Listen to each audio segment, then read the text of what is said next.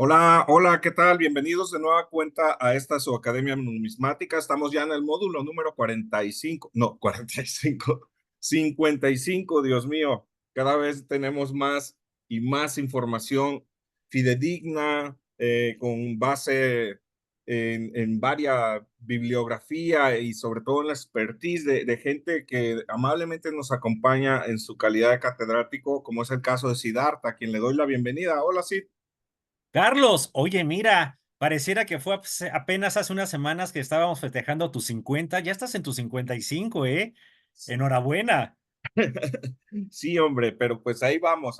Y ha sido gracias a ti también por haberte incluido en este cúmulo de catedráticos que amablemente nos están compartiendo todas sus experiencias que han tenido a través de tantas décadas de estudio y de vivir en carne propia, palpar las monedas y encontrarles ciertas incidencias, variedades, etcétera, que ahora estamos viendo aquí en pantalla. Entonces, gracias, Sid, y pues todas estas felicitaciones que constantemente nos hacen, siempre se las hago extensivas de cierta forma a ustedes para que puedan tener noticia que hay un eco de gente que realmente está aprendiendo, y me incluyo dentro de ellos mismos, y que también están participando, brindándonos información que a su vez ellos obtienen con diversos estudios que han analizado también en sus facetas de pupilos aplicados y de estar atendiendo a las tareas que les has dejado también aquí en esta Academia Numismática.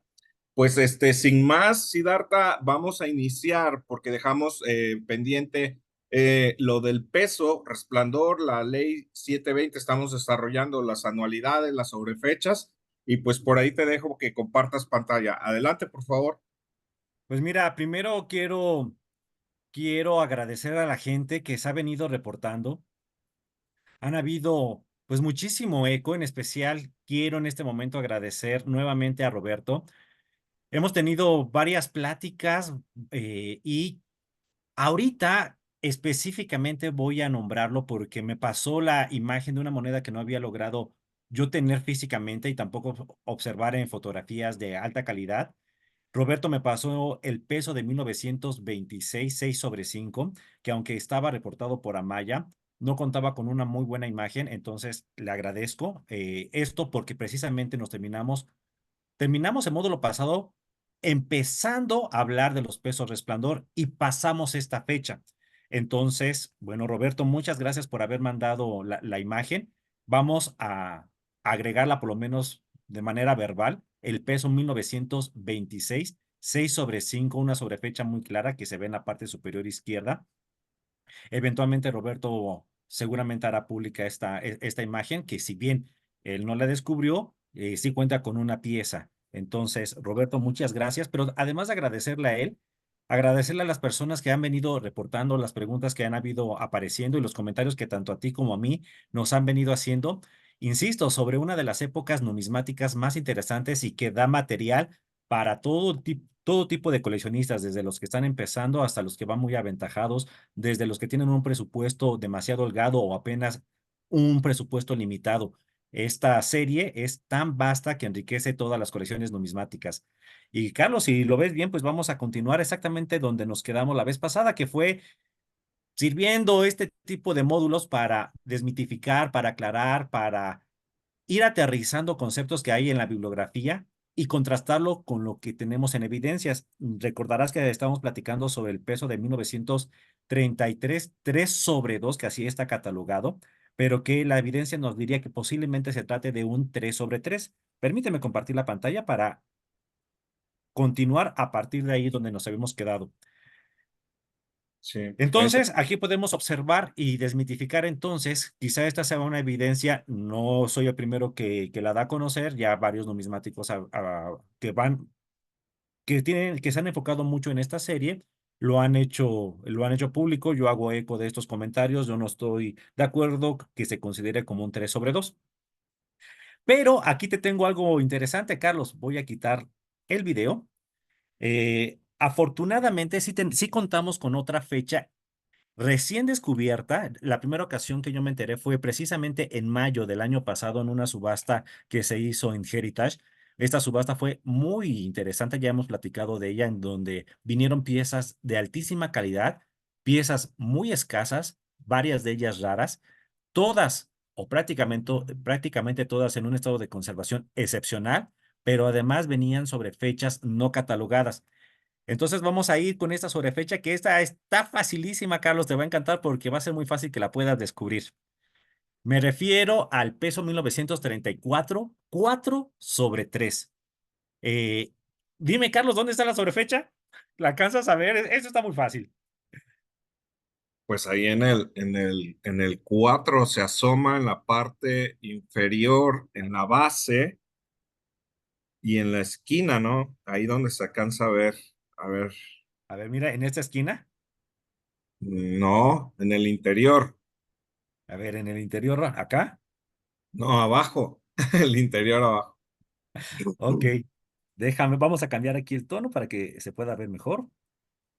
Y entonces dices, la parte interior central, aquí. Ah, Ahí es donde verías tú el 3 sobre el 4. Bueno, el 4 sobre el 3. bueno, en la parte de abajo, en la imagen de abajo es donde se alcanza a ver. Ah, perfecto. Esta parte. Esa me refería. Genial, genial. ¿Y por qué puse esta imagen? Esta imagen en especial la puse porque, insisto, en la numismática de México siglo XX vamos a encontrar muchas rectificaciones, muchos trabajos de herramienta para volver a remarcar los números, golpes pivoteados que pueden dar variedades o falsas variedades, porque cuando es un doble golpe, entonces ya no sería una variedad porque no se comparte por todas las monedas. Aquí hay posiblemente algún trabajo sobre o una rectificación sobre el numeral, haciendo que pareciera un 4/4 cuando seguramente nada más es un pequeño ajuste del buril para volver, para remarcar bien la fecha. Pero sí tenemos en la parte de abajo esta imagen, la base del 3. Y esta pieza en especial, Carlos, me gusta muchísimo porque es una sobrefecha muy reciente. ¿Cuántos coleccionistas podemos tener la oportunidad de descubrir en nuestra colección esa pieza que tiene una variedad bien interesante, posiblemente rara, pero que está esperando ser descubierta porque no hemos agarrado la lupa para enfocarlo y dar a conocer esta nueva variedad, posiblemente rareza? A la fecha no hay más de 5 piezas reportadas de 1934, 4/3. Las primeras piezas que salieron a la venta superaron los $500. Me parece que hay un reporte de una de $800, de algo que se descubrió hace aproximadamente un año. Efectivamente, Carlos, lo que tú dijiste es cierto.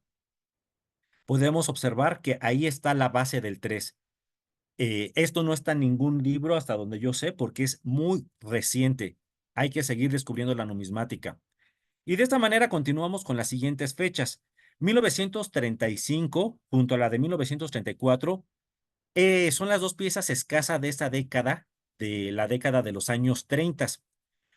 La de 1938 y a partir de esta fecha ya todas las demás son conseguibles. Estamos hablando del 38, 40, 43, 44 y 45. ¿Y por qué son conseguibles todas estas fechas? Además de que se hicieron literalmente millones de piezas, estamos hablando que eventualmente se estaban haciendo sobre desde 5 millones hasta 20 millones. Ya finalmente a partir de los años 38 al 46 se hacen de 30 a aproximadamente 47, 48 millones de piezas. Pero además de que es tan fácil conseguir estas piezas, ¿por qué, si quisiéramos encontrar alguna explicación de por qué es tan fácil encontrar estos 0720 en específico, la fecha de un peso y de 50 centavos en tan alto estado de conservación? ¿Cuál sería alguna de tus hipótesis, Carlos? ¿Qué explicación le podríamos dar a que haya tanta abundancia de estas piezas y sea tan fácil conseguirlas, tan preciosas como si hubieran sido realizadas el día de ayer? La cantidad, ¿no? En que se acuñaron. Eso es cierto, la cantidad, pero también encontrar centavos de los años 30 en alta condición es muy difícil y se hicieron muchísimo más piezas. Yo creo que hay otra razón por la cual es tan fácil encontrarlas. Si tienes otra posible explicación, perfecto, Carlos. Si no, digo cuál es la que yo creo que podría ser una razón. Adelante, adelante. Tenemos este es un 0720 de 1935 y a partir de este año es cuando se empiezan a hacer más. Pero en 1935 recordarás en nuestras pláticas, pasó algo súper interesante y eso interesante es que dejaron de emitirse esta familia de billetes ya conocidos como billetes anchos, eh, que valían muchísimo. Este es de 1900, este de 5 pesos es de 1925 y en ese momento prácticamente se podía cambiar por oro, según reportes de varios numismáticos que han investigado esta serie. Pero en el 35 hubo una reducción y el billete ya se hizo, bueno, el poder adquisitivo de las piezas empezó a bajar, las reformas que estuvimos platicando del 31, el decreto presidencial del 31, y en el 35 surge estos billetes. Es decir, por primera ocasión Banco de México, este billete, esta moneda queda a la par que este billete. Y entonces tenemos la famosa ley de Graham, perdón por la pronunciación, seguramente lo dije mal, donde dice que en épocas de crisis, aunque no necesariamente en épocas de crisis, el dinero malo tiende a sacar de la circulación el dinero bueno. Es decir, la gente cuando recibe estas dos piezas prefiere atesorar una de las dos y deshacerse de la otra. ¿Cuál crees que es la que atesoraba y cuál es la que circulaba? Claro, siempre prefirieron el valor metal precioso que era la plata y el papel que representaba por una muy mala experiencia previa de todo el papel que hubo en el periodo revolucionario en México, pues obviamente utilizaban muchísimo el papel moneda, ¿no? En este caso el peso. Entonces, a deshacerse lo más pronto posible Sí. de esta pieza y hay que guardar estas. Quizá esta sea una explicación o uno de los motivos por el cual a partir de 1936, que no tuvimos monedas en el 36, sino en el 38, ya es muy fácil encontrarlo en buen estado de conservación porque a la par también en el 36 está este billete de 5 pesos. Entonces, circulo estas piezas que en ese momento tenían un poder adquisitivo demasiado elevado, guardo estas y al momento de guardarlas y que la plata se sigue devaluando, tuvimos una devaluación a partir del 44, 45. Entonces, esto ya vale más que el contenido metal. El contenido metálico vale muchísimo más que el valor que representa la pieza. Por lo tanto, sigo gastando estos billetes y voy a conservar la plata. También hay que recordar que a partir de 1926 hasta 29 tuvimos la primera etapa o la primera fase o la primera guerra cristera. Después en los años 30 llegamos a tener otra que no fue tan conocida, no fue tan mediática y también hasta cierto punto no tuvieron las consecuencias negativas tan altas como lo tuvimos en esa época. Pero toda la zona del Bajío, de los Altos de Jalisco, esta zona de Michoacán, muy cristera, seguramente hemos escuchado historias de entierros, no los entierros famosos donde aparecen monedas de 8 reales o de oro, sino entierros en donde precisamente salen 0720, porque la gente atesoraba estas piezas en esta guerra que tuvimos, la guerra cristera, era lo que circulaba, la gente tenía grandes sumas y lo que prefería era enterrarla y gastar los billetes. Habla de toda la cantidad de pesos 07 que tenían guardados, los enterraban y todavía el día de hoy se siguen encontrando estos pesos 0720 que no son tan mediáticos porque como no tienen un valor numismáticamente hablando muy elevado a comparación de monedas de 8 reales en alto estado de conservación, entonces estas prácticamente y lamentablemente terminan fundiéndose. Por eso no son tan conocidos, aunque sí llegan a abundar las historias de estos descubrimientos junto con los famosos centenarios, que esos también lamentablemente se terminan fundiendo y que para la época también circulaban. Te, quito la transmisión para entonces cerrar con los pesos 0720 en donde ya finalmente en 1945, en plena Segunda Guerra Mundial, estas monedas se desmonetizan y dejan de circular para arrancar con la última moneda de plata de esta serie que hemos platicado hasta ahorita, una pieza preciosa, me refiero al 2 pesos de 1921 que tiene varios nombres, el peso Victoria, el centenario de plata, la pirinola, también se le conoce a esta pieza. Una de las piezas más preciosas que ha hecho la numismática mexicana en algunos reportes de numismáticos americanos de los años 60, 70, entre ellos Richard Long, con el libro que tú nos presentaste, consideraban a esta la pieza más hermosa para varios numismáticos, superando incluso al peso caballito. Actualmente sigue siendo considerada una de las piezas más preciosas que hay en la numismática mexicana hasta de los años 70 y que lamentablemente en México no tuvo una aceptación numismática muy fuerte, seguramente porque muchas piezas quedaron guardadas, hasta cierto punto era fácil de conseguir, pero en Estados Unidos esto no era así. Entonces, en Estados Unidos siempre hubo una demanda muy alta y en México la demanda realmente empezó a partir de unos 10 años a la fecha. Ha sido muy reciente en donde ya se ha empezado a revalorizar, a cotizar en nuestro país esta pieza. Insisto, en Estados Unidos siempre ha sido una pieza muy buscada. Pero ¿qué pasa con esta pieza en específico? El 2 pesos Ángel, el 2 pesos Victoria o el centenario de plata cuenta con una característica interesante para el coleccionista y es el estado de conservación en el que puede salir, que se puede confundir por una debilidad natural que trae la pieza, por una debilidad de los troqueles.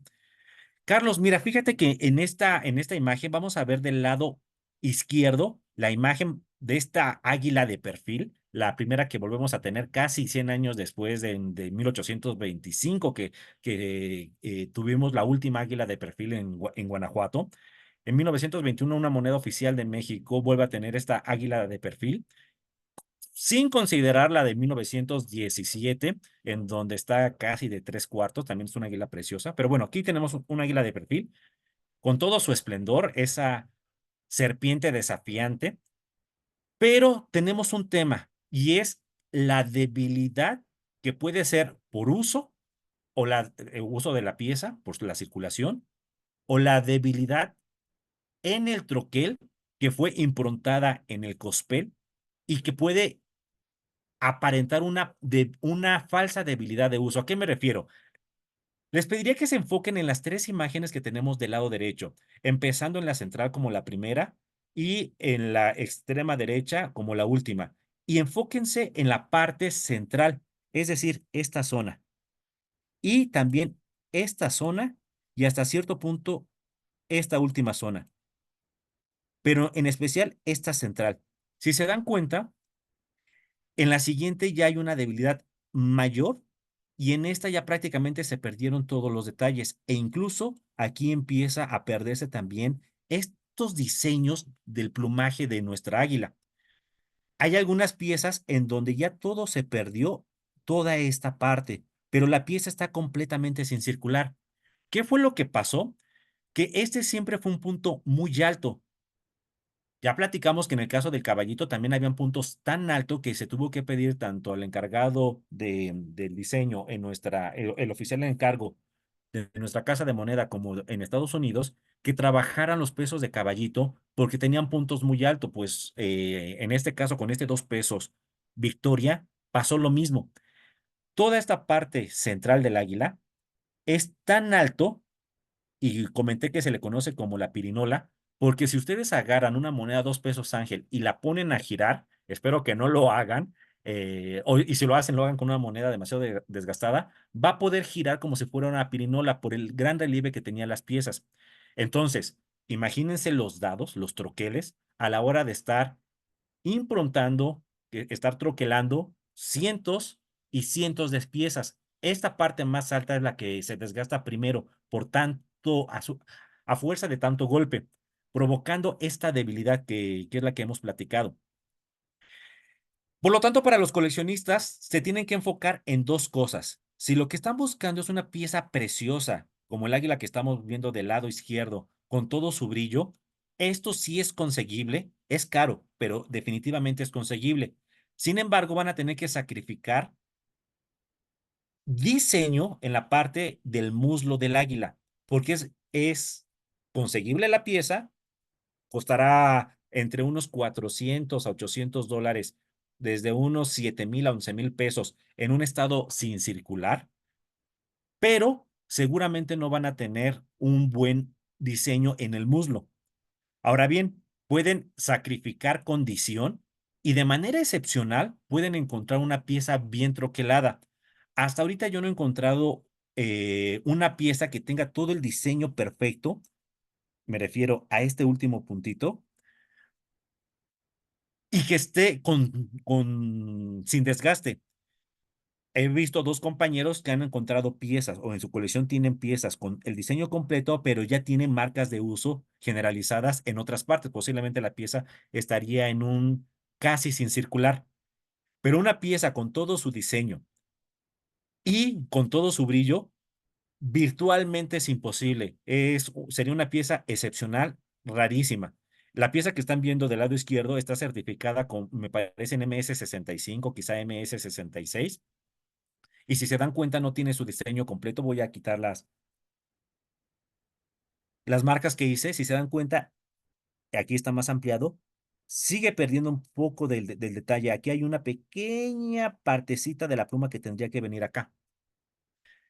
Entonces, tip, si les están ofreciendo una pieza y no está certificada, no se enfoquen tanto en el muslo, sino vean la periferia de la pieza. Es muy fácil encontrarlas con brillo. Si ven el brillo y ven aquí desgaste y se las están ofreciendo a un precio de extra fino o a U, pensando el vendedor o quien les ofrezca la pieza, que es una pieza circulada, adquiéranla, porque seguramente se van a llevar una grata sorpresa ya al verla al detalle, o incluso si son de los que deciden mandar a certificar sus piezas, porque les puede regresar un estado de conservación, un grado muy alto. Y con esto, Carlos, estaríamos prácticamente terminando la serie de las piezas en metales industriales o en plata para arrancar con la familia de oro. Y nos referimos a estas pequeñas piezas que son muy interesantes, son pequeñísimas. Y vamos a arrancar con la pieza de 2 pesos. Toda esta es la familia del Hidalgo o posteriormente la familia del Centenario. Y vamos a arrancar con esta pieza de 2 pesos. Y aquí, Carlos, fíjate que pasa algo curiosísimo y y hay varias anécdotas que le han pasado a la gran mayoría de comerciantes numismáticos, sobre todo a los comerciantes de antaño, los comerciantes que empezaron a comprar y vender monedas en los años 50, 60, 70, todavía hasta principios de los 2000 era muy común encontrar estas piezas que son extremadamente pequeñas, tienen un diámetro, me parece, de 18, 19 milímetros. Ahorita te voy a decir exactamente el diámetro, pero son piezas muy chiquitas, pero son de oro. Sin embargo, Carlos, si tú fueras alguien que apenas está empezando a coleccionar o eres un comerciante numismático que, insisto, está empezando, ¿cómo sabrías que esta pieza es de oro? Si nunca te hubieras topado con ella antes.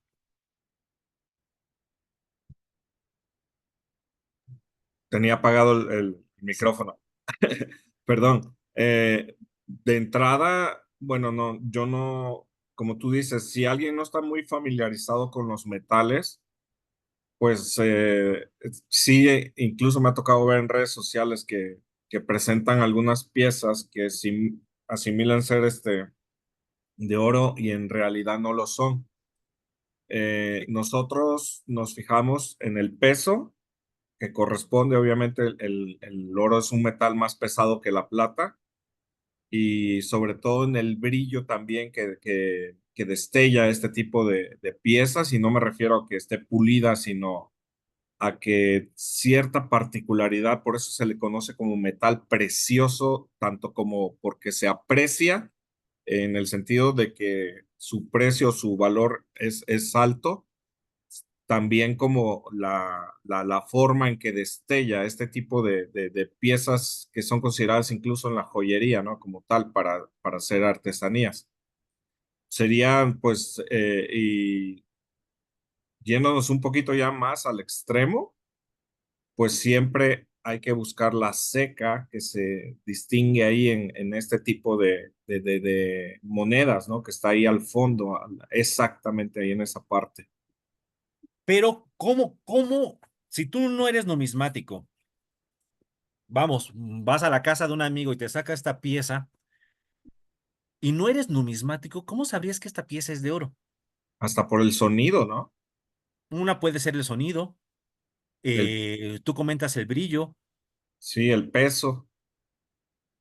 Me enfoco muchísimo en esto porque estas piezas de oro en especial, hablando de las anécdotas que pueden comentar varios comerciantes, las encontraban dentro de las piezas de Aquilo, piezas de latón, de bronce, de níquel. Imagínate, tienes una tienda numismática en los años 80 o en los 90, cuando ya se está desmonetizando toda esta familia de los años 60, 70, todo este níquel que empezó a circular y ya estaba desmonetizado. Tenías tus grandes bolsas, botes llenas de estas monedas, las llegas a vender y ahí venía por lo menos una, pero han habido casos que encuentran decenas de estas piezas en esa bolsita que llevaba el pobre desafortunado a venderlo.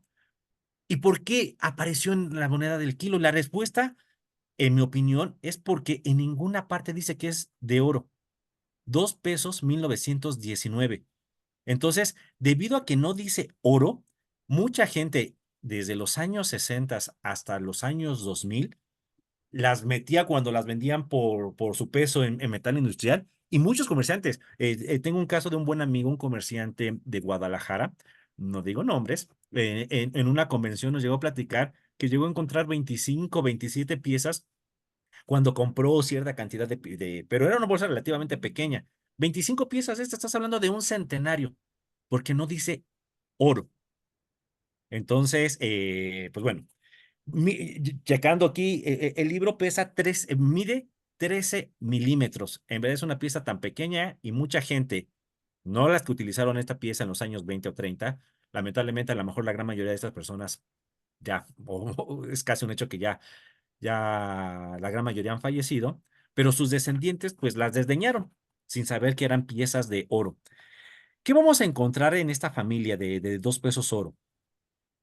Las dos primeras, 1919 y 1920, son piezas muy comunes. En verdad son muy, muy comunes, tanto así que prácticamente se comercializan por su puro peso metálico. Se cotiza en cuanto está en ese día la cotización del oro, se hace la conversión por el gramaje y se compra y vende por esa cantidad. Es lamentable, pero es una realidad. También porque al ser una moneda tan pequeña y en oro, esta es una pieza muy utilizada y sobre todo lo fue en décadas pasadas por las familias pudientes como a manera de regalos, me refiero a los bolos, en los bautizos o incluso como arras.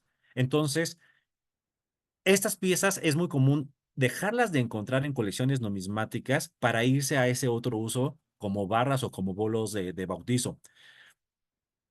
Facilísimas de conseguir hasta llegar a la de 1920, en donde vamos a tener una pequeña particularidad y me refiero a una sobrefecha.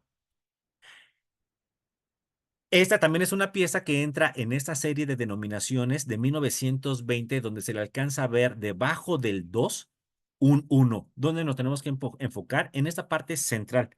Y ahí es donde vamos a encontrar vestigios casi siempre muy poco marcados, casi siempre van a ser necesario utilizar una lupa porque si de por sí la moneda es muy pequeña, esta sobrefecha quedó prácticamente desvanecida en el trabajo que hicieron para volver a utilizar los puños.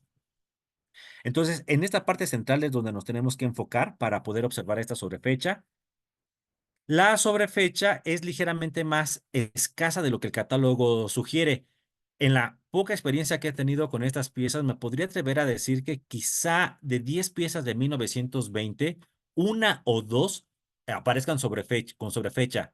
Quizás sea una sobrefecha muy común, pero por el uso que se le dio o por lo difícil de ver la sobrefecha, es prácticamente un hecho que se va desvaneciendo y por eso sea más difícil de poderlas encontrar. Y después dejaron de circular las piezas de oro, platicamos en 1931. Esta serie ya no se volvió a hacer hasta 1944. Vamos a avanzar.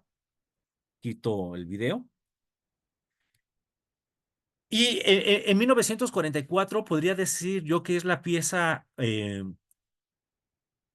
la más difícil de conseguir junto a la de 1947. La 45 es la pieza que vamos a encontrar, sobre todo porque es la pieza que más se ha retroquelado. La del 46 es un tanto escasa. Ah, no, perdóname, la de 1946 sí es muy difícil de conseguir. La del 47, al igual que la del 44, también es un tanto escasa. Y pasa algo con la de 1948. La mayoría de reportes, mejor dicho, la mayoría de catálogos la señalan que existe la pieza de 1948. Voy a leer, Carlos, lo que dice el Coins and Prices, y en la de 1948 reporta 45,000 piezas, no creo que se alcance a notar, pero hace un reporte de 45,000 piezas. Pero inmediatamente hace una pequeña advertencia. Ningún espécimen conocido. Tanto así que ya catálogos más recientes han optado por desaparecer la pieza de 1948. ¿Qué habrá pasado con la pieza de 1948? Lamentablemente, lo único que tengo para poder compartir es una anécdota.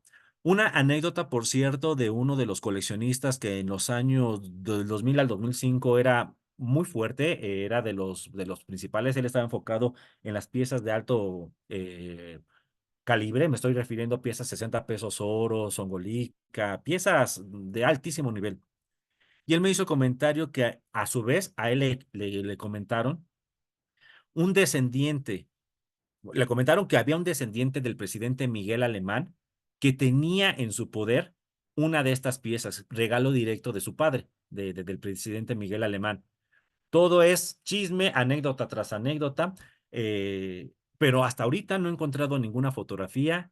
Él tampoco llegó a tener la pieza en mano, solamente fue de oídas a oídas. Entonces podríamos decir que sí existe y si llegó, o mejor dicho, sí existe.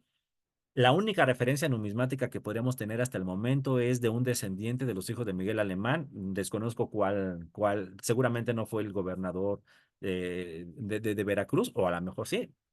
Meras especulaciones.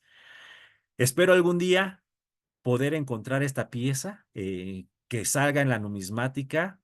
Banco de México no cuenta con ningún ejemplar hasta donde yo sé, hasta donde se ha reportado. Entonces, esto sería posiblemente uno de los descubrimientos o de los hallazgos más importantes que podría haber en la numismática reciente, en la numismática de México siglo XX.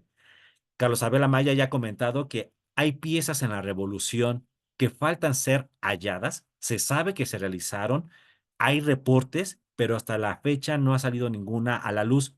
Hemos encontrado algunos reportes incluso de la colonia de piezas que tuvieron que ser retiradas y tampoco hemos visto, lamentablemente, esas piezas. Dentro de México siglo XX, esta pieza en específico, el 2 pesos de 1948, está esperando ser hallada en algún momento. Sería la delicia de cualquier numismático.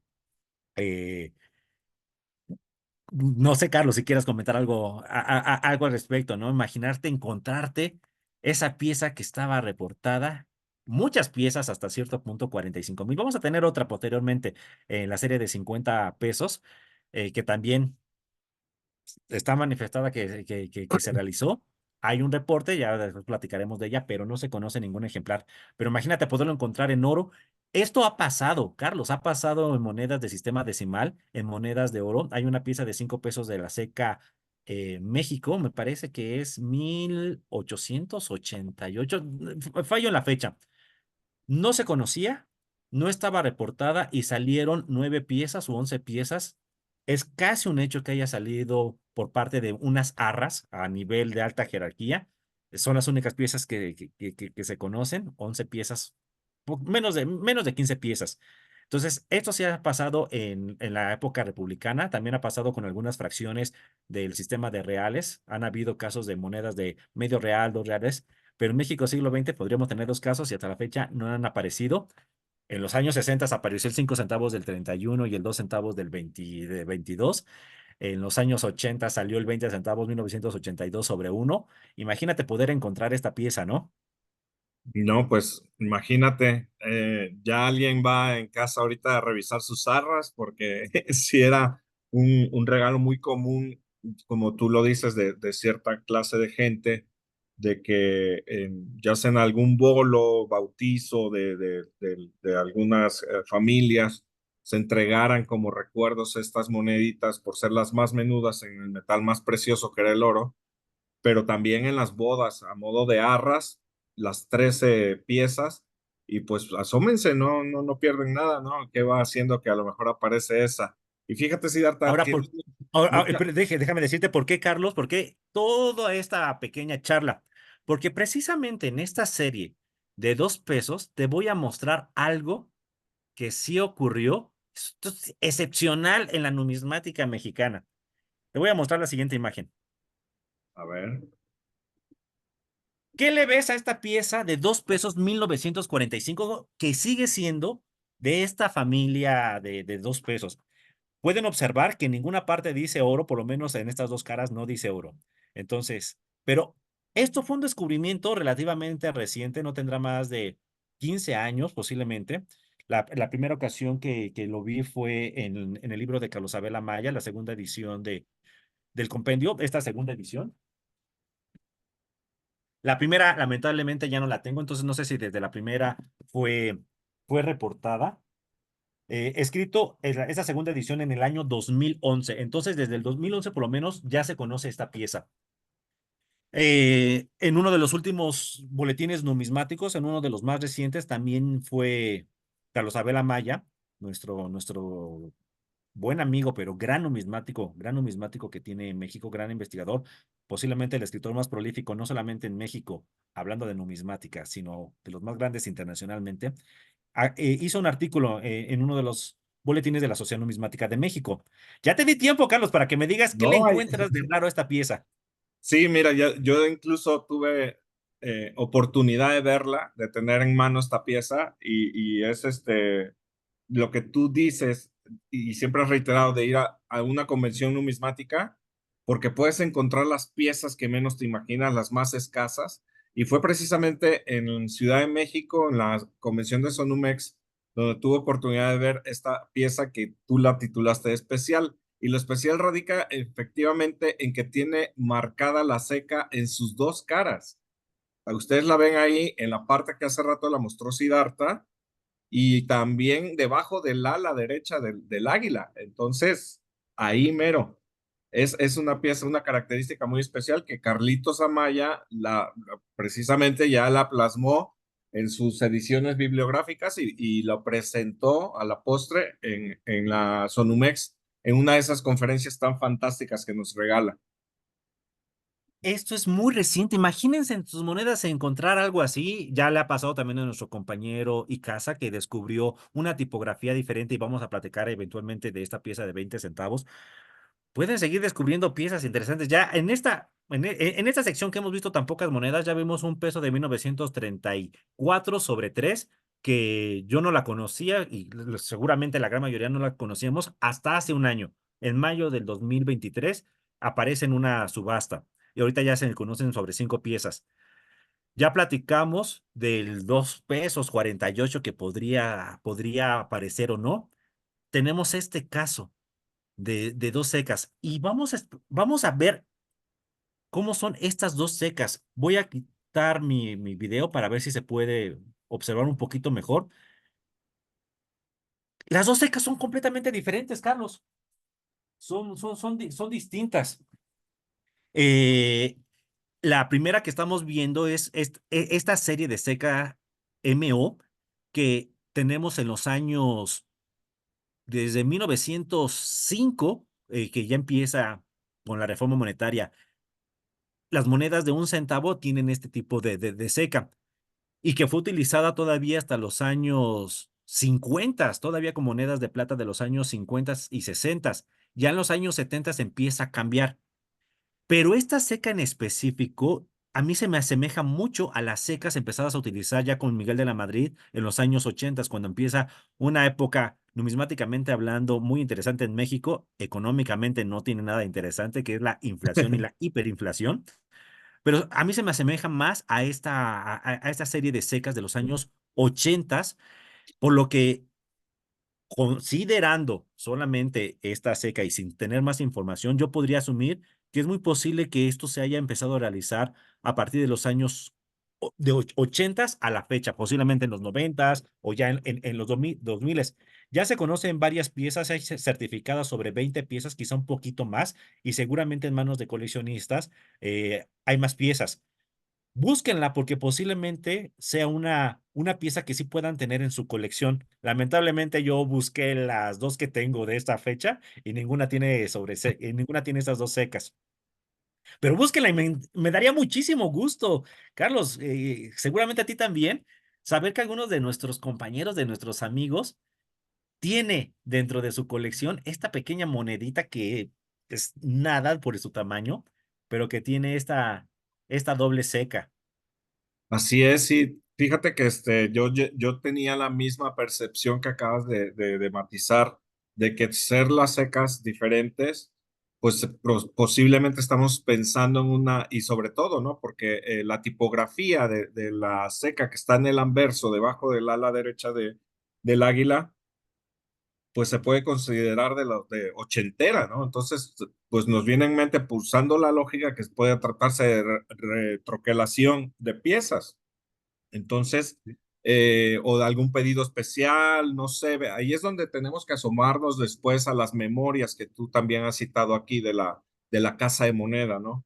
Incluso en el diario oficial de la Federación, también es donde luego se precisan este tipo de cuestiones y es algo, pues qué bueno que lo seguimos aprendiendo aquí en esta Academia Numismática y como tú dices, hay que echarse un clavado en ese tesorito que luego tenemos por ahí, esas cajitas de los abuelos, de las mamás, de los hermanos propios, en fin, hay que asomarnos para ver. Y la lupa, acuérdense de la lupa que siempre dice Siddhartha.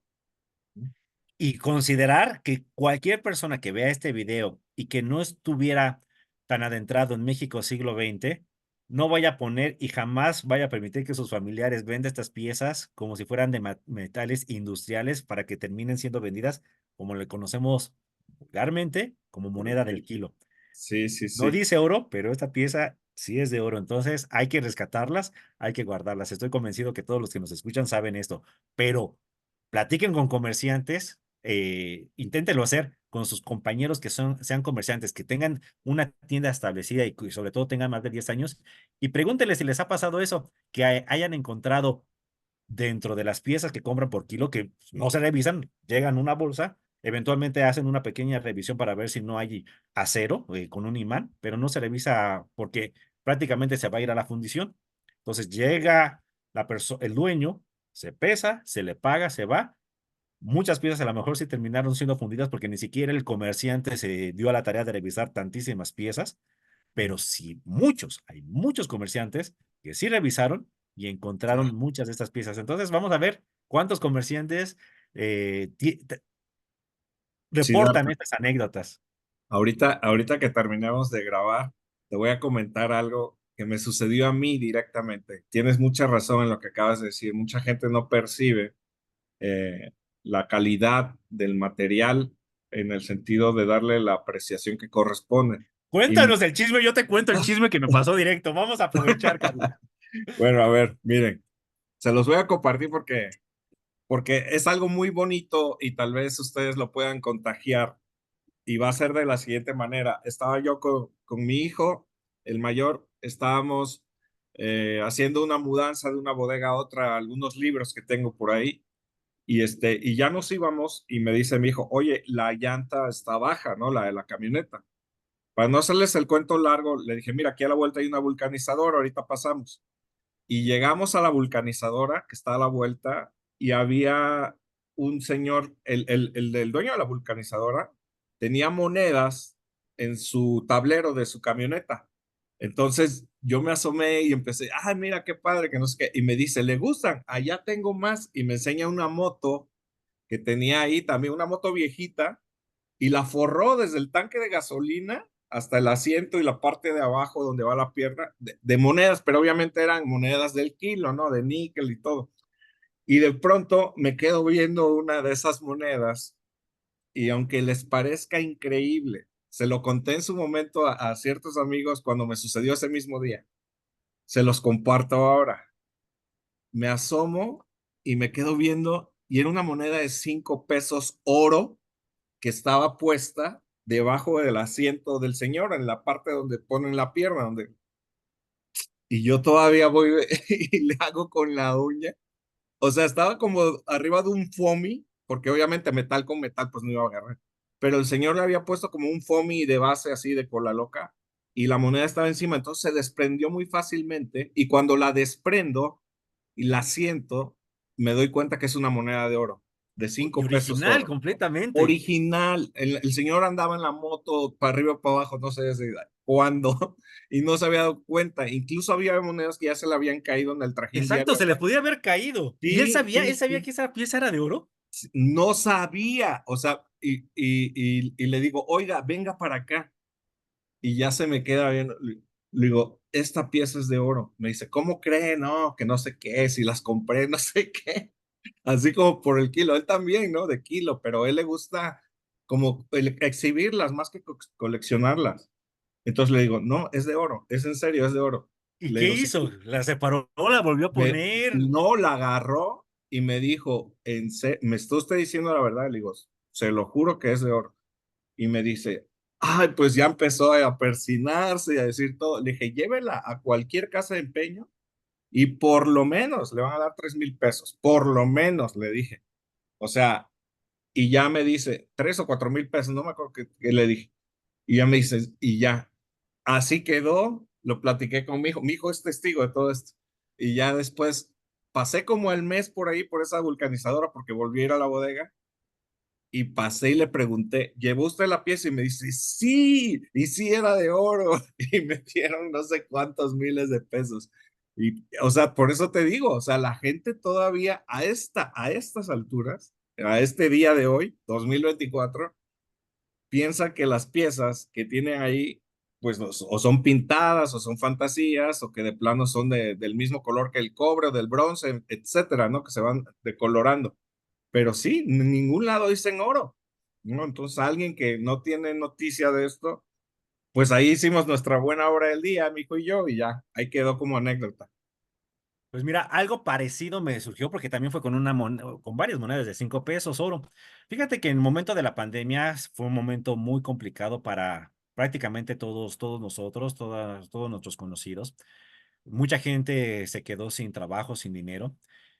Y en plena pandemia, estamos hablando mediados, finales del 2020, la parte de tal vez más complicada porque la gente dejó de trabajar, fueron despedidos. Momentos muy difíciles, no hay que adentrarnos mucho. Pero por esa época recibo la llamada de un gran amigo numismático, que a la vez lo habían contactado porque había una familia acomodada, una pareja ya lamentablemente en un estado complicado. Los dos ya eran muy mayores, estaban en sus 80 años, que tenían algunas piezas y las querían vender. Entonces querían ver si yo podía comprarlas. Era prácticamente piezas de los años 50 en plata, la gran mayoría, piezas que no tenían un valor numismático muy alto, tenían algunas medallas que sí lo tenían y poquitas monedas del siglo XVIII, pero era una cantidad muy grande. Entonces, concertamos la cita, reviso lo que tenía, se cotiza todo lo que era por metal en plata, las piezas que se podían rescatar como, aunque fueran en metales industriales, medallas en cobre, pero ya del siglo XIX, algunas piezas republicanas se cotiza, se procede al pago. eh, Dicen que los bienes son para remediar los males. Tenían un tema, el señor, la pareja de la señora con la que yo me había comunicado, tuvo un problema, una fractura de cadera en pleno época del COVID. Se habían quedado sin dinero, sus hijos habían sido despedidos, uno estaba a punto de perder la casa que estaba pagando porque no podía seguirla pagando. Muy complicado, pero afortunadamente ese dinero les dio para poder pagar el hospital en donde estaba atendiendo el tema de la cadera.